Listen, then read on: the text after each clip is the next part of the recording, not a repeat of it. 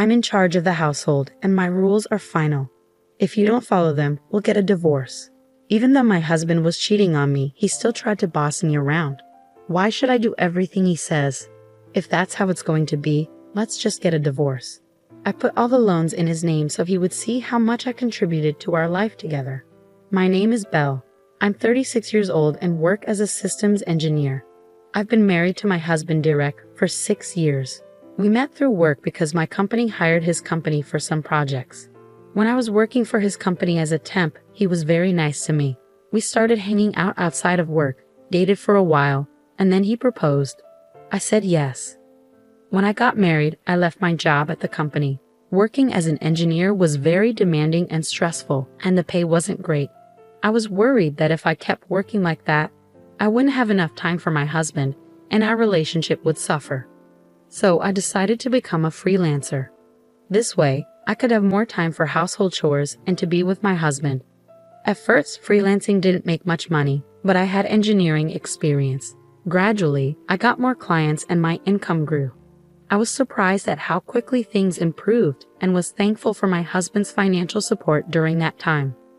I worked hard on housework, even though cooking wasn't my strong point. I used recipe books to try different meals to keep my husband happy. Thanks for cooking and cleaning.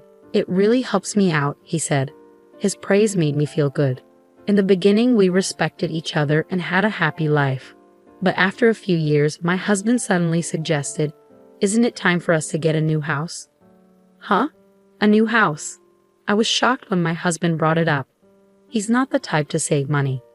Well, shouldn't we save a bit more first? I asked. What are you talking about? I earn a good income, don't I? Yeah, but we haven't had any financial issues since we got married, I said, even though I wanted to mention that it was because of my income too. Although he gave me money for household expenses, he always used up his own allowance before payday. So I saved as much as I could from my own freelancing income and added it to our budget. That's how we managed to live comfortably without any financial problems. I was thankful for his income when we first got married, which is why I didn't tell him that my freelancing income had grown. I didn't want to hurt his feelings by revealing how much I was actually making. Even if I felt like we might have spent too much, our lifestyle hadn't changed. I realized my income had probably increased and wondered if my husband didn't fully understand his own finances. I was surprised by his excitement about building a new house, and I didn't know how to stop him. What kind of house are you thinking of? I asked, trying to find a way to build something affordable while considering his preferences. But he kept adding more and more features. If we want to include all of these, the house will be very expensive, I said. It's not a big deal. It's a once-in-a-lifetime purchase, and my income should cover it, right? He replied. I was puzzled about how he came to that conclusion. I regretted not telling him about my increased income and decided it was time to do so to help him understand. Derek, about the household expenses, I actually contribute a significant amount from my income too, I said. For some reason, he didn't believe me. Come on, don't be so slow about this. I'm not lying, I insisted. I wanted us to buy a more affordable house, but my husband didn't listen. He used his salary to take out a loan for a house that was stretching our budget. At first, I thought we were managing our money well, but over time, his spending got out of control. He started buying expensive clothes and watches and went out drinking every night with his colleagues. Even though he worked extra hours to cover these costs, his spending was hard to ignore. Despite all this, he was determined to build a house, and eventually he managed to do it. Wow, this is a really nice house, I said. A house is a clear sign of success, isn't it? He said. He was right.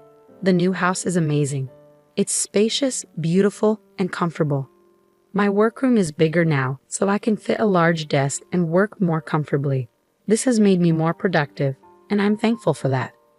But I'm still anxious about our monthly mortgage payments. My husband doesn't seem to understand that we're paying off a long-term loan every month. The house is in his name, but he tends to overspend, so his account is often empty. Because of this, I have to transfer my income into his account just to cover the mortgage. I'm getting frustrated with him, so one day, I decided to talk about it. Don't you think you've been spending too much lately? I asked.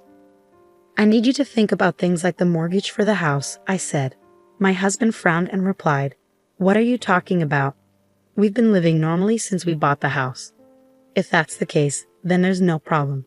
You're just stressing over small details. And isn't it because you manage your money poorly that you're short? That's not my issue. What? Wait a minute. I'm always trying to save money from the daily expenses with the money you give me, and I'm also using my own earnings to cover the mortgage and other costs.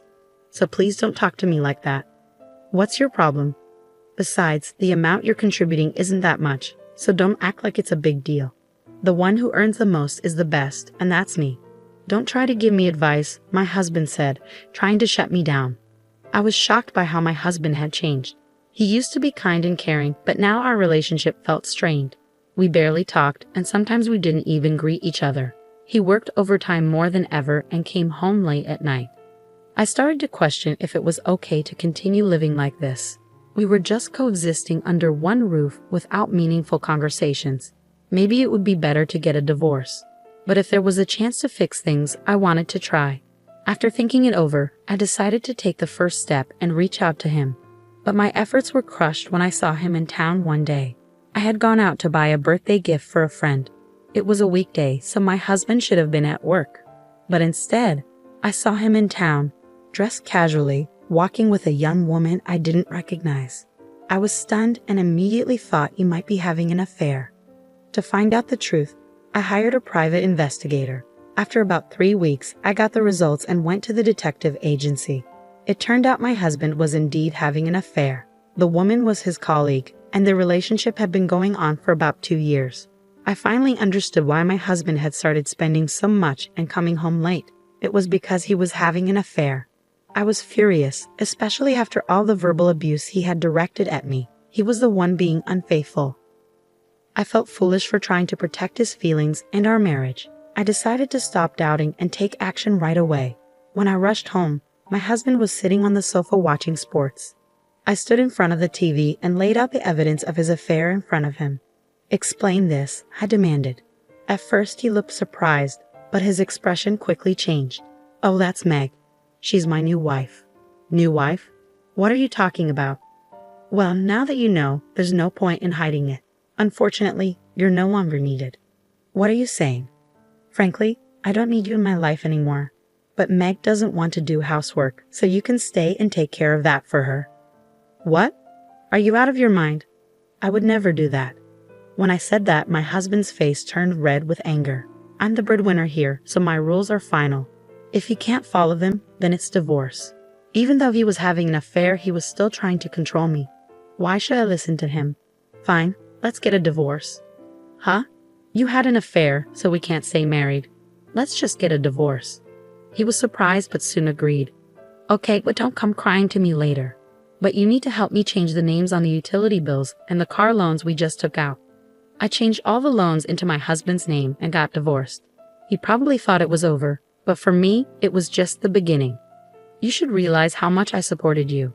The day after the divorce was finalized, I was already settling into my new apartment. Then, I got a bunch of calls from my ex-husband. Since he hadn't paid me any compensation yet, I hadn't blocked his number. When I answered, he sounded flustered and said he needed to talk. I reluctantly agreed to meet him at a cafe, but he showed up with his mistress. "Well, you two seem to be getting along. What's this about?" "Why didn't you tell me?" I asked. He looked upset and said, "Every month, I'm getting hit with a huge amount for loans. Why are the food expenses, car loans, utilities, and everything else so high? What are you trying to do by leaving all that on me?" "I divorced you and moved out, so it's only fair." "I don't have any other intentions," I replied. "Shut up. This is fraud. I'll sue you," he said. My ex-husband and his mistress glared at me, holding each other's arms. They both blamed me, but I couldn't accept their absurd accusations. "It's your fault for not understanding the situation. I showed you the documents, didn't I? The house loan was in your name, so it's only fair you pay it. I've been transferring the necessary money into your account. How could you, with your small income, cover all that?" As someone with a poor grasp of the situation, I explained calmly. I was working as a freelance engineer and making around $200,000 a year. "Is that true?" he asked, clearly shocked by how much I was earning compared to him. It didn't matter if he was surprised or not. What mattered was that I hadn't received proper compensation yet, so I planned to pursue it through a lawyer. Are you trying to swindle money from us? He demanded. I'm just claiming what's rightfully mine. I'll also be making claims against your mistress, I said. I received compensation from both of them for the emotional distress they had caused me. My ex-husband's mistress was devastated to find out he wasn't using his own money to pay for the loan. The next day, she disappeared from his life. Their affair ended just like any other when the money ran out. Now my ex-husband lives a lonely life, struggling to pay off his loan and make ends meet while commuting between work and home. He's facing the consequences he deserves, but he couldn't handle it and started spreading news about his affair at work. His mistress claimed he was abusing her, leading to a messy quarrel. Since neither of them was credible, no one believed their claims. His financial troubles worsened, and he was eventually demoted and received a pay cut due to his inability to focus on work because of his mounting debts. It's all his own fault, and frankly, he brought it on himself. As for me, I was nervous at first when I moved into my new high-rise apartment, but now I'm enjoying my life here. I'm not interested in marriage or romance for a while, but that doesn't mean I want to be alone forever. If I meet someone in the future, I hope we can build a supportive relationship based on what I've learned from this experience. For now, I'm focusing on working hard and making the most of my time for myself.